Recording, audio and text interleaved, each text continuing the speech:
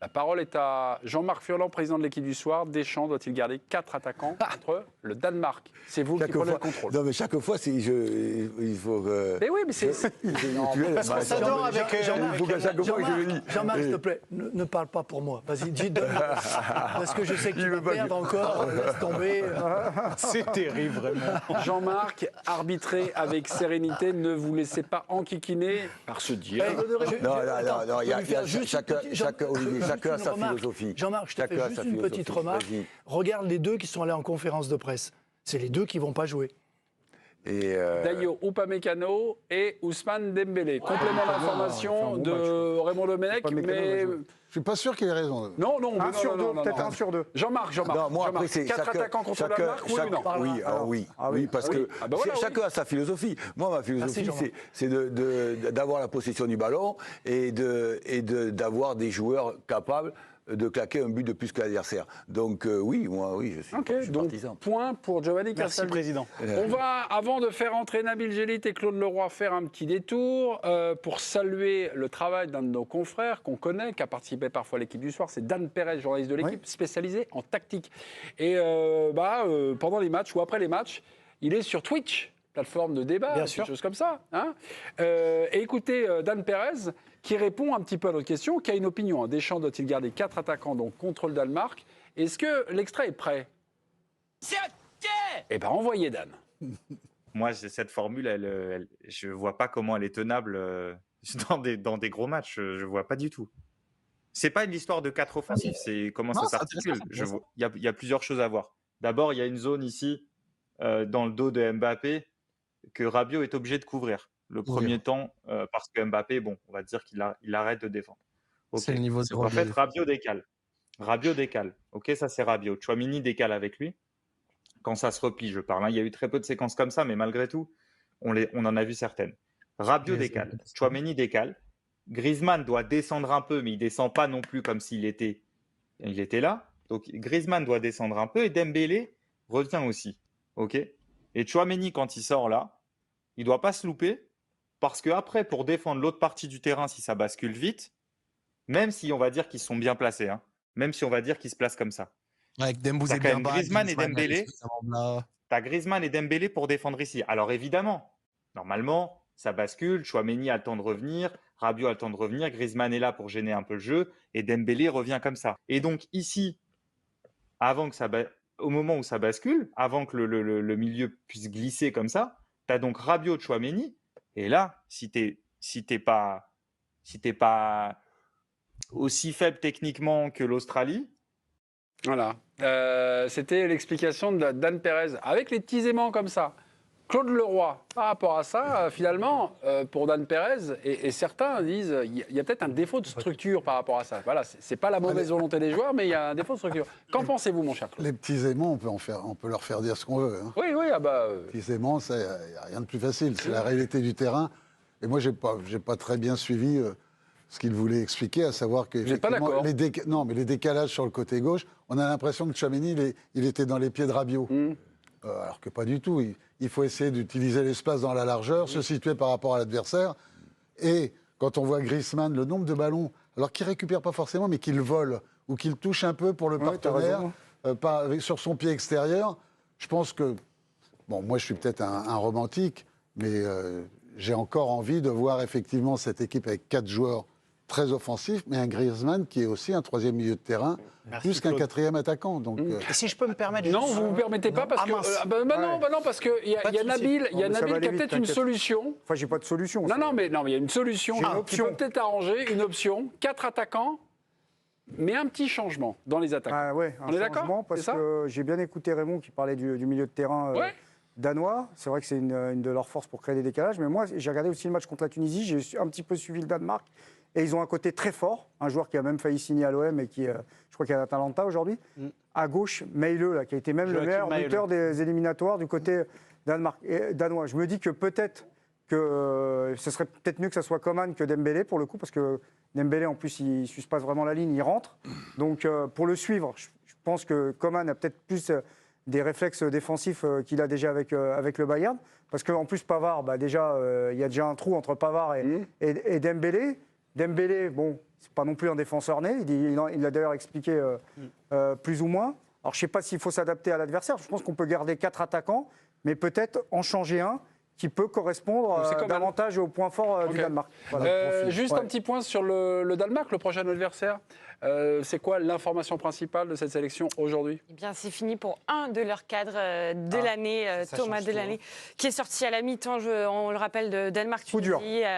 Le milieu de terrain danois, touché au genou gauche et forfait. Il a passé un scanner cet après-midi et Kasper Hjulmand le confirme. Il va nous manquer sur et en dehors du terrain. D'autres joueurs sont prêts et nous avons un effectif solide pour les prochains matchs. N'empêche que ça ne le remplacera pas. Kasper Hjulmand, le sélectionneur qui était désolé donc, de ce forfait, forfait définitif pour la Coupe du Monde. Bertrand Latour, je vous l'annonce, il est en très très grande forme. Là, on se pose la question. Deschamps doit-il garder 4 attaquants contre le Danemark? Bertrand, vous parlez le Deschamps couramment. Vous avez fait Deschamps première langue. Est-ce que vous avez des indiscrétions?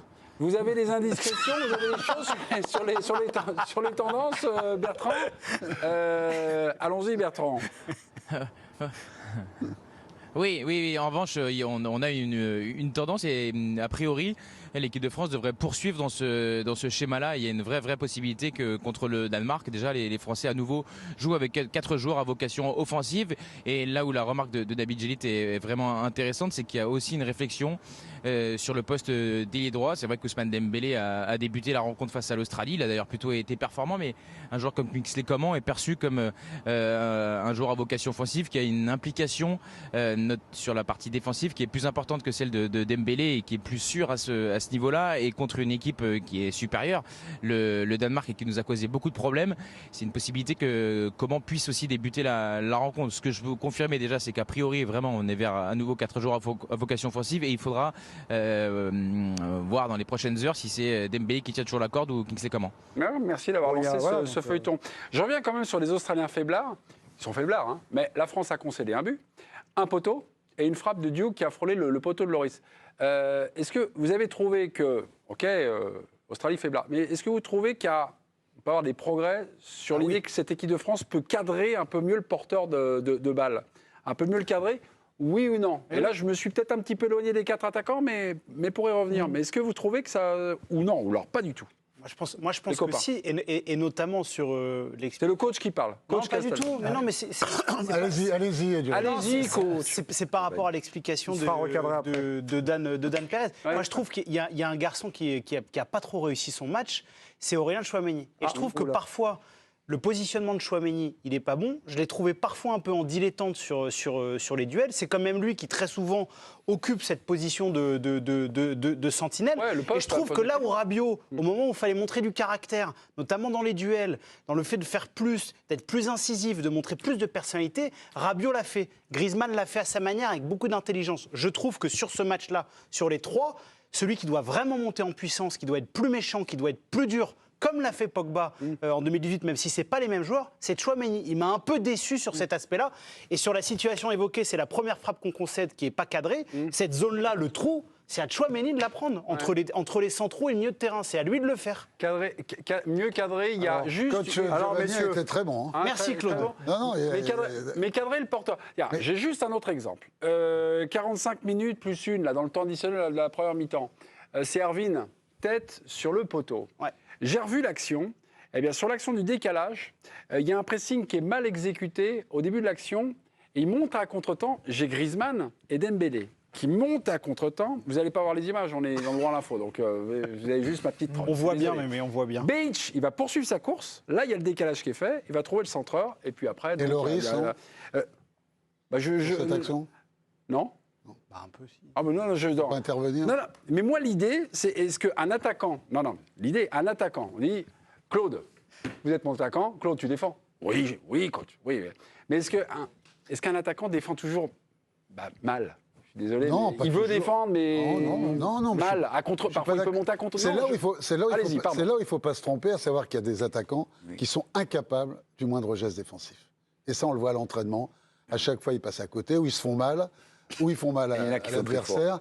Par contre, il y a des attaquants qui, naturellement, se resituent bien dans l'espace, ne font pas faute quand ils viennent essayer de récupérer un ballon, et ont une gestuelle défensive, parce que souvent, ils sont plus vite, plus vif gestuellement pour récupérer des ballons. Donc, c'est pas ce qu'on entend tout le temps, les lieux communs, ça va. Ah, c'est un tacle d'attaquant et tout, ça ne veut strictement rien dire. Il y a des joueurs qui ne pourront jamais défendre. Et pour reprendre ce que disait Nabil, savoir qu'effectivement, Dembélé, dans son registre défensif, il n'est pas capable. Coman, il faut quand même se rappeler que dans une défense à 3 axiaux, il a joué quelquefois piston, piston, j'aime pas trop ce mot, mais comme joueur extérieur droit. De couloir, quoi. Hein, faut dire joueur extérieur droit. Moi, c'est ce que je préfère, parce que les pistons, j'ai jamais bien compris ce que ça voulait dire. Oui, et vous me dites que Dembélé ne défend pas bien, il ne travaille pas sur le côté. Qui Dembélé. Ouais. Mbappé, il a fait quoi? Non, Dembélé, il a beaucoup plus fait, t'as raison. Oui, je veux dire, si on dit, on va en enlever un parce qu'il ne défend pas bien, dire s'il y en a un qui ne défend pas bien, qui n'a pas défendu du tout. On va pas faire la révolution. Là, non, mais je veux dire, on essaie de trouver une explication, le remplaçant. On enlève à Dembélé cette capacité de défendre. Alors qu'il faut voir ça déjà. Vous avez réveillé Bertrand. Bertrand, Raymond, allez-y. Non. Non mais s'il y en a bien, Raymond, et tu le sais parfaitement, qui défend pas beaucoup, c'est Mbappé, ça c'est incontestable dans toutes les équipes dans lesquelles il est, mais c'est difficile de construire une équipe sans lui. Donc, de toute manière, lui il est là, on ne le changera pas et qu'il est comme ça, il faut juste qu'il fasse le minimum, sachant qu'il y en a déjà un, et l'idée c'est de minimiser les risques entre guillemets avec un autre, et c'est ce qui peut amener une réflexion où comment on pourrait se substituer à Dembélé, ce qui n'est pas encore fait, et moi je n'ai pas envie de sortir Dembélé de l'équipe, mais c'est ce qui se trame en interne, et d'ailleurs c'est aussi pour ça que du côté gauche de notre équipe, Adrien Rabiot, qui a ce fameux rôle d'équilibre sur lequel Didier Deschamps insiste beaucoup, c'est pas totalement anodin non plus, ça arrange bien ses affaires, que ce soit dans la même zone, enfin dans le même couloir qu'Mbappé, il a aussi cette responsabilité là lui, Adrien Rabiot. Décidément, oui, allez-y, vous pouvez préciser. Non, pas ça, on est d'accord. Je ne vais pas débattre sur le positionnement de Mbappé, on le connaît. Mais Giroud, il n'a pas plus défendu. Hein.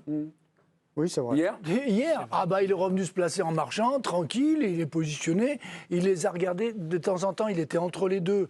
Les milieux, ils étaient à 10 mètres, 15 mètres de lui, et il n'est pas allé en courant. Hein. Je veux dire qu'on ne peut pas dire que... Il est plus concerné par la récupération collective. Là, il n'a pas du tout été concerné par la récupération. Mais il est important sur les coups de pied arrêtés dans le geste défensif. Dans le geste défensif, mais dans le jeu, quand l'adversaire construit... C'est pour ça que je dis, il faut faire attention contre le Danemark, parce que si on les laisse gérer comme ça, de derrière, trouver les milieux de terrain... Et on peut être en difficulté. Et les espaces, quand on joue avec deux milieux comme ça, et que les deux extérieurs et l'avant-centre restent un petit peu là, il va y avoir des espaces où ils vont pouvoir jouer. Ils nous l'ont fait déjà. Oui, ils nous ont battus. Ils nous l'ont déjà fait. Le 9 novembre, le soir de la liste, Didier Deschamps était en conversation en conférence de presse. Un petit question-réponse, petit ping-pong entre Bertrand Latour et Didier Deschamps. On parle des 4 offensifs. Écoutez. Vous avez souvent dit que vous aviez des réticences sur le fait d'aligner 4 joueurs à vocation offensive au début d'un match de très haut niveau. Est-ce que vous êtes toujours sur ce logiciel-là ou comme sur d'autres sujets, vous pouvez changer d'avis? L'équilibre est plus aléatoire. Donc non. Je ne dis pas que c'est pas... Sur 90 minutes, ça peut être une option à un moment, mais pour exister, ou alors il faut qu'en face... On n'aura pas des plots en face, hein. C'est pas la PlayStation. Hein. Ça peut, mais c'est pas parce que tu mets plus d'attaquants que tu vas marquer plus de buts. Hein. Voilà. D'après quelques informations, oui, mais le plan B serait peut-être en train de devenir le plan. On aura l'occasion évidemment d'y revenir dans ces prochains jours. Giovanni, la parole est à l'attaque, la parole est à l'offensive. Nous aimons ici, Raymond, le bon football. Je constate une chose, c'est que les gens ont tous envie de voir 4-5 attaquants jouer sur le terrain. Ils n'ont pas voté pour moi? Non, ils n'ont pas voté pour toi, ils ont voté pour cette idée, comme disait un petit peu romantique. Oui. Voilà, je dirais Claude, c'est une idée romantique. On a des attaquants, c'est beau, c'est bien. Allons-y, allez-y.